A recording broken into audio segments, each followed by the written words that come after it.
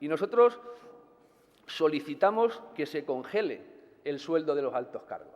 pero no como oportunismo político, sino como verdadera necesidad.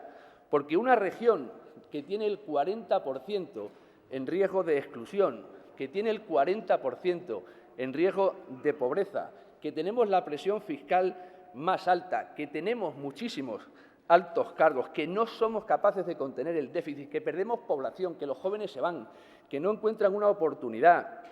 que la afiliación a la Seguridad Social en Extremadura está muy por debajo de la media del resto de las comunidades autónomas, que no somos capaces de crecer a la misma velocidad que están creciendo el resto de regiones, que somos los últimos en crecimiento del PIB, que somos los últimos en renta per cápita, sus gestores no merecen la pena, no merecen ser premiados con un incremento de sus sueldos. Y también solicitamos que se incluya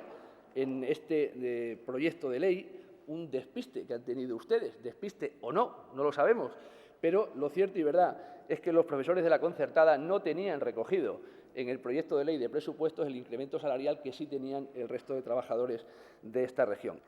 Nosotros queríamos hablar del incremento de los salarios de los empleados públicos y que no van a poder tener ese fondo adicional porque la Junta de Extremadura no va a cumplir con el déficit. Una enmienda que ustedes no nos han permitido, pero que, en cambio, el Gobierno de Pedro Sánchez sí nos ha aceptado, porque ha reconocido que tenemos que subir ese 2% a los empleados públicos.